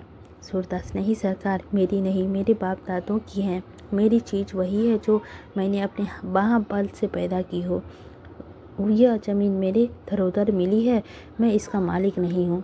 राजा साहब, सूरदास, तुम्हारी यह बातें मेरे मन में बैठ गई। अगर और जमींदार के दिल में ऐसे भाव होते तो आज सैकड़ों घर यूं तबाह ना होते। केवल भोग विलास के लिए लोग बड़ी बड़ी रियासतों बर्बाद कर देते हैं। पंडा जी, मैंने एक सभा में ऐसी प्रस्ताव पेश किया है कि जमींदारों को अपनी जायदाद बेचने का अधिकार ना रहे, लेकिन जो जायदाद धर्म कार्य के लिए बेची जाए उसे मैं बेचना नहीं कहता। सूरदास, धर्मावतार, मेरा और इस जमीन के साथ इतना नाता है कि जब तक जीऊँ इसकी रक्षा करूं और मरूं तो जयों की तयों छोड़ जाऊं। राजा साहब, लेकिन यह तो सोचो, तुम अपनी ज़मीन का एक भाग केवल इसीलिए दूसरे को दे रहे हो कि मंदिर बनवाने के लिए रुपए मिल जाए। नयाग्राम, बोलो सूर्य, महाराज की इस बात पे क्या जवाब देते हो। सूरदास, मैं सरकार की बातों को जवाब देने जोग हूँ कि जवाब दूँ, लेकिन इतना तो सरकार जानते हैं कि लोग उंगली पकड़ते पकड़ते पहुँचा पकड़ लेते हैं। साहब पहले तो ना बोलेंगे, फिर धीरे धीरे हाथा बना लेंगे। कोई मंदिर ना जाने ना पाएगा, उससे कौन रोज रोज लड़ाई करेगा। नयाग्राम, दीनबंधु सूरदास ने यह बात पक्की कही। बड़े आदमियों से कौन लड़ता फिरेगा। राजा साहब, साहब क्या कहेंगे। क्या तुम्हारा मंदिर खोद कर फेंक देंगे। नयाग्राम, बोलो सूर्य, अब क्या कहते हो। सूरदास, सरकार गरीब की घरवाली गांव भर का भावज होती है। साहब गिरस्तान है, धर्मशाला में तंबाकू का गोदाम बनाएंगे, मंदिर में उन्हें मजूर सोएंगे, कुएं पर उनके मजूरों का अड्डा होगा। बहू बेटियां पानी भरने ना जा सकेगी। साहब ना करेंगी, साहब के लड़के करेंगे। मेरे बाप दादों का नाम डूब जाएगा। सरकार मुझ पे इतना दलदल में ना फंसाइए। नयाग्राम, धर्मावतार सूरदास की बात मेरे मन में भी बैठती है। थोड़े दिनों के में मंदिर, धर्मशाला, कुआं सब साहब का हो जाएगा, इसमें संदेह नहीं। राजा साहब, अच्छा यह भी माना, लेकिन जरा यह तो भी सोचो कि इस कारखाने में लोगों का क्या फ़ायदा होगा। हजारों मजदूर, मिस्त्री, बाबू, मुंशी, लोहार, बढ़ई आकर आबाद हो जाएंगे। एक अच्छी बस्ती हो जाएगी। बनियों की नई नई दुकानें खुल जाएंगी। आसपास के किसानों को अपनी साग भाजी लेकर शहर पर जाना ना पड़ेगा। यही खरे दाम मिल जाएंगे। कुटिंजे, खटीक, गवाले, धोबी, दर्जी सभी लोग का लाभ होगा। क्या तुम इससे पुण्य की भागी ना बनोगे? नयाकराम: अब बोलो सूर्य, अब तो कुछ नहीं कहना है। हमारे सरकार की भलमानसी है कि तुमने इतनी दलील कर रहे हैं। दूसरा हकीम होता तो एक हुक्म के नामे की सारी ज़मीन तुम्हारे हाथ से निकल जाती। सूरदास: भैया, इसीलिए ना लोग चाहते हैं कि हकीम धर्मात्मा हो। नहीं तो क्या देखते नहीं हैं कि हकीम लोग बिना भूल सुअर की बात नहीं करते। उसके सामने खड़े होने की तो हियाब ही नहीं होता, बातें कौन करता। इसीलिए तो लोग मानते हैं कि हमारे राजा महाराजों की राज है, जो हमारा दुख सुख सुनते हैं। सरकार बहुत ठीक कहते हैं। मोहल्ले की रौनक जरूर बढ़ जाएगी, रोजगारी लोग का फायदा भी खूब होगा। लेकिन जहाँ तक रोशन बढ़ेगी वहाँ ताड़ी शराब का भी तो प्रचार बढ़ जाएगा। कस्बियाँ भी तो आकर बस जाएगी। परदेसी आदमी हमारी बहू बेटियों को ढूंढेंगे। कितना अधर्म होगा। देहात के किसान अपना काम छोड़कर मजदूरी के लालच में दौड़ेंगे। यहाँ बुरी बुरी बातें सीखेंगे और अपने बुरे आचरण में गांव में फैलाएंगे। देहातों में लड़कियां बहुएं मजदूरी करने आएगी और यहाँ पैसे के लोभ में अपना धर्म बिगाड़ेगी। यहाँ रौनक शहरों में है, वही रौनक यहाँ हो जाएगी। भगवान ना करे यहाँ यह रौनक हो। सरकार मुझे इस कुकर्म और अधर्म से बचाइए। यह सारा पाप मेरे सिर पर पड़ेगा। नयाकराम दीनबंधु: सूरदास बहुत पक्की बात कहता है। कलकत्ता, मुंबई, अहमदाबाद, कानपुर आपके अकबाल से सभी जगह घूम आया हूँ। जजमान लोग बुलाते रहते हैं। जहाँ जहाँ कारखाने हैं वहाँ यही हाल देखा है। राजा साहब: क्या भुरैया तीर्थ स्थान में नहीं है? सूरदास: सरकार, उसका सुधार तो बड़े आदमियों ही के हाथ में है। जहाँ बुरी बातें पहले से ही हैं वहाँ से हटाने के बदले उन्हें और फैलाना तो ठीक नहीं है। राजा साहब: ठीक कहते हो सूरदास, बहुत ठीक कहते हो। तुम जीते, मैं हारे गया। उस वक्त मैंने साहब के इस ज़मीन को तय करा देने का वादा किया था। ये बातें मेरे ध्यान में ना आई थी कि अब तुम निश्चित हो जा, मैं साहब से कह दूंगा। सूरदास अपनी ज़मीन नहीं देता। नयाकराम: देखो सूरदास को किसी बात की तकलीफ ना होने पाए, मैं चलता हूँ। यह लो सूरदास, यह तुम्हारी इतनी दूर का आने की मजूरी है। यह कहकर उन्होंने 1 रुपया सूरदास के हाथ में रखा और चल दिए। नयाकराम ने कहा: सूरदास, आज राजा साहब की तुम्हारी खोपड़ी को मान गए। इसी के साथ हमारा 7 अध्याय भी समाप्त होता है। अब हम लोग अध्याय 8 में प्रवेश करेंगे। सोफिया को इंदु के साथ रहते 4 महीने गुजर गए। अपने घर और घरवालों की याद आते ही उसके हृदय में एक ज्वाला सी प्रज्वलित हो जाती। प्रभु सेवक नित प्रति उसकी एक बार मिलने आता, पर कभी उसे घर के कुशल समाचार ना पूछती। वह कभी हवा खाने भी ना जाती और कहीं मामा से साक्षात ना हो जाए। यद्यपि इंदु ने उसकी परिस्थितियों को सबसे गुप्त रखा था, पर अनुमान से सभी प्राणी उसकी यथार्थ दशा से परिचित हो गए थे। इसीलिए प्रत्येक प्राणी का यह ख्याल रहता कि कोई ऐसी बात ना हो पावे जो उसे अप्रिय प्रतीत हो। इंदु को उससे इतना प्रेम हो गया था कि अधिकतर उसी के पास बैठी रहती। उसकी संगति में इंदु को भी धर्म का दर्शन और ग्रंथों में रुचि होने लगी। घर टपकता हो तो उसकी मरम्मत की जाती है, गिर जाए तो उसे छोड़ दिया जाता है। सोफी को अब ज्ञात हुआ है कि इन लोगों को मेरी सब बातें मालूम हो गई है, तो उससे पर्दा रखने की चेष्टा करना छोड़ दें। धर्म ग्रंथों का अध्ययन में डूब गई। पुरानी कुतूहलतें दिल से मिटने लगी। माता के कठोर बाणों का घाव भरने लगा। वह संकीर्णता जो व्यक्तिगत भावों और चिंताओं के अनुचित महत्व देती है, इस सेवा और सद्व्यवहार के क्षेत्र में आकर तुच्छ जान पड़ने लगी। मन में कहा, यह मामा का दोष नहीं, उनकी धार्मिक अनुदारता की दोष है। उनका विचार क्षेत्र परिमित है, उसमें विचार स्वतंत्र का सम्मान करने की क्षमता ही नहीं। मैं व्यर्थ उससे रुष्ट हो रही हूँ। वही एक कांटा था जो उसके अंतरस्थ में सदैव खटकता रहता था। जब वह निकल गया तो चिंता शांत हो गया। उसका जीवन धर्म ग्रंथों के अवलोकन और धर्म सिद्धांतों के मनन तथा चिंतन में व्यक्त होने लगा। अनुराग अंतवेदना की सबसे उत्तम औषधि है, किंतु इस मगन अवलोकन से उनका चिंतन शांत हो यह बात तो ना थी। नाना प्रकार की शंकाएं नित उपस्थित होती रहती थी। जीवन का उद्देश्य क्या है? प्रत्येक धर्म में इसके विभिन्नता उत्तर मिलते हैं, पर एक भी ऐसा नहीं कि जो मन में बैठ जाए। वे विभिन्नताओं क्या है? क्या केवल भक्तों की कपोल कल्पनाएं हैं? सबसे जटिल समस्या यह थी कि उपासना का उद्देश्य क्या है? ईश्वर क्यों मनुष्य को अपनी उपासना करने का अनुरोध करता है? इससे क्या अभिप्राय है? क्या वह अपनी ही सृष्टि में अपनी स्तुति सुनकर प्रसन्न हो होता है? वह इन प्रश्नों की मीमांसा में इतने तल्लीन रहता है कि कई कई दिन कमरे से बाहर ना निकलती, खाने पीने की सुधि ना रहती। यहाँ तक कि कभी कभी इंदु का आना उसे बुरा मालूम होता। एक दिन प्रातःकाल वह कोई धर्म ग्रंथ पढ़ रही थी कि इंदु आकर बैठ गई।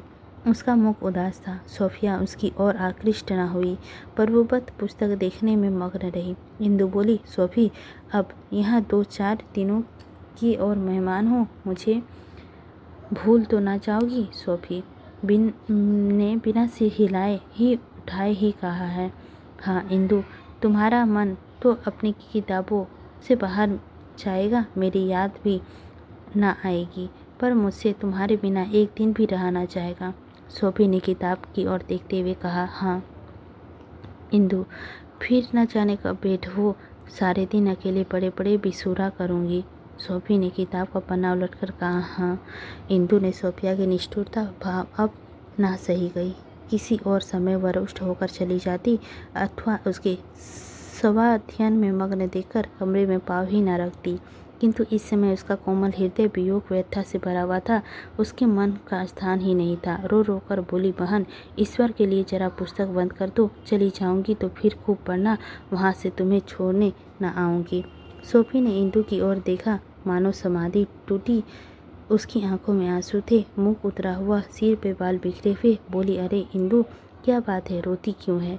इंदु, तुम अपनी किताबें देखो, तुम्हें किसी को रोने धोने की क्या परवाह है? ईश्वर ने न जाने क्या मुझे तुझ से हृदय नहीं दिया। सोफिया, बहन क्षमा करना, मैं एक बड़ी उलझन में पड़ी हुई हूँ, अभी तक वह गुत्थी नहीं सुलझी। मूर्ति पूजा को सर्वथा मिथ्या समझती थी। मेरा विचार है कि ऋषियों ने केवल मूर्खों की आध्यात्मिकता शांति के लिए ये व्यवस्था कर दी है। आज से मैं मूर्ति पूजा का कायर हो गई। लेखक ने इसे वैज्ञानिक सिद्धांतों से सिद्ध किया है। यहाँ तक कि मूर्तियों का आकार प्रकार भी वैज्ञानिक नियमों के ही आधार पर अवलंबित बतलाया है।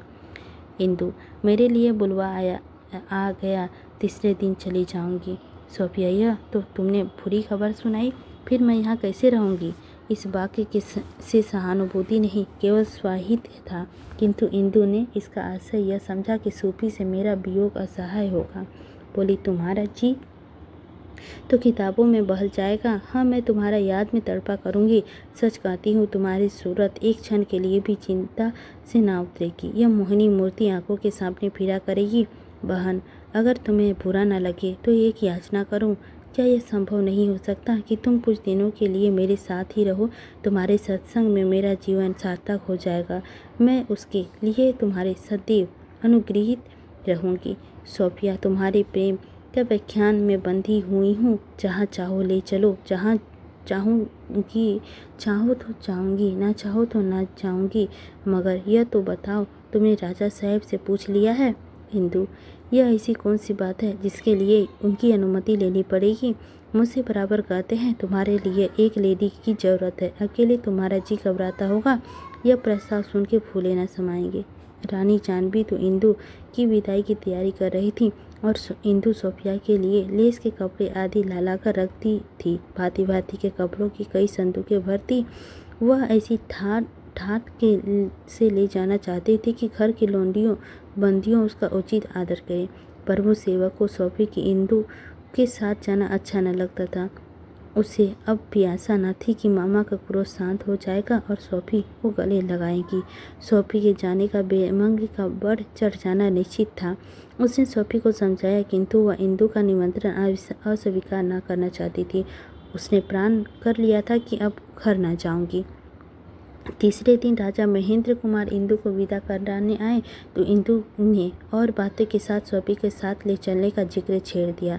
बोली, मेरी जी वहाँ अकेले घबराता रहता है। मिस सोफिया के रहने से मेरा जी बहल जाएगा। महेंद्र, क्या मिस सेवक अभी तक वहीं हैं?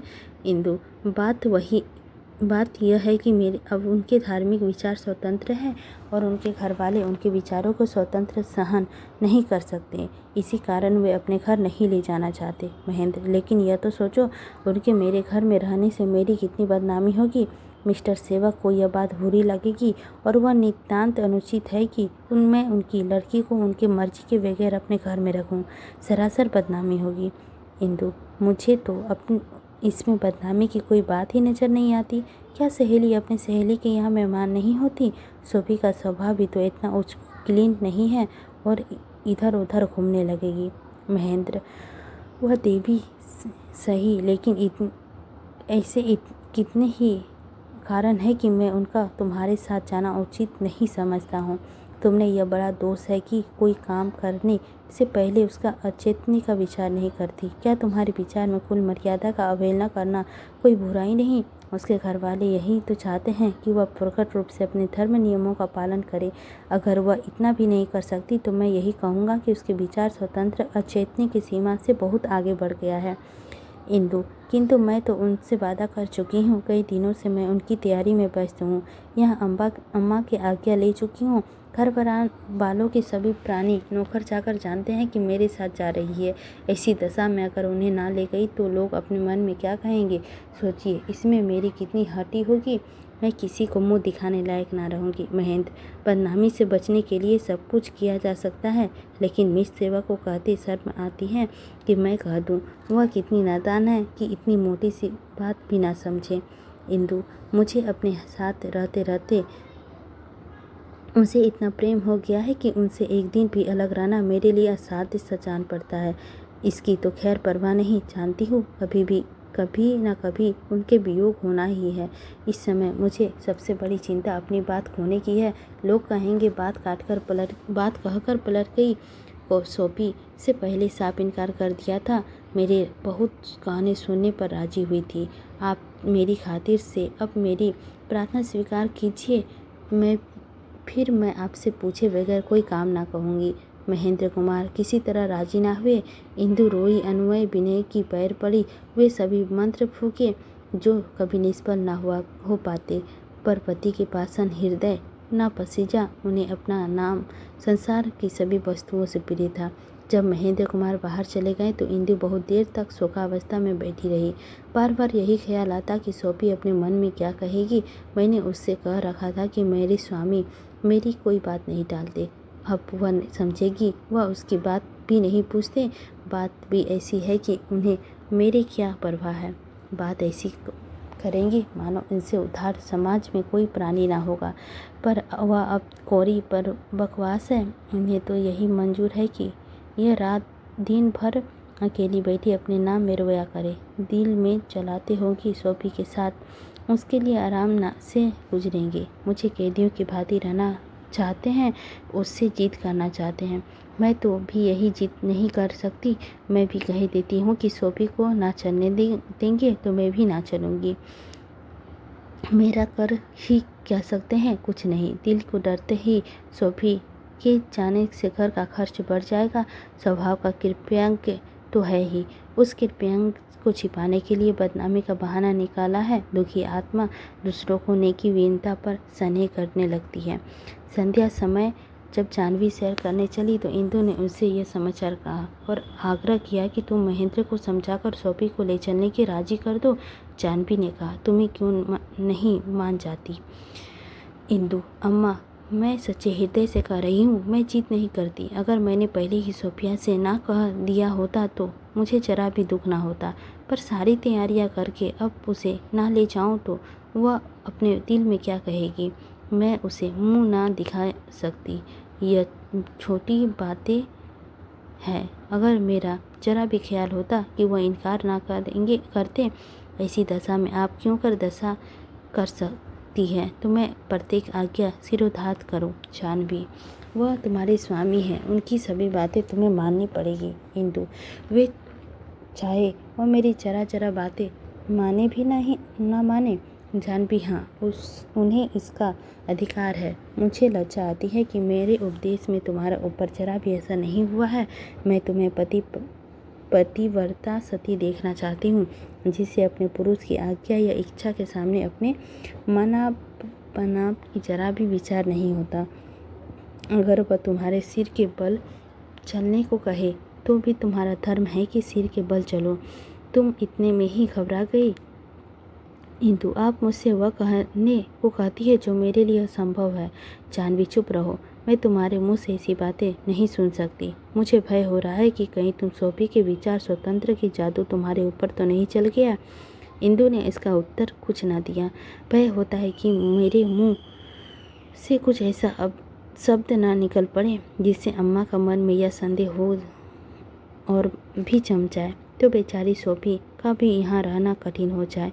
वह रास्ते भर मौन धारण किए बैठी रही। जब गाड़ी फिर मकान में पहुंची, फिर वह उतरकर अपने कमरे की ओर चली तो जानवी ने कहा, बेटा मैं तुमसे हाथ जोड़कर कहती हूँ, महेंद्र से इस विषय में अब एक शब्द भी ना कहना, नहीं तो मुझे बहुत दुख होगा।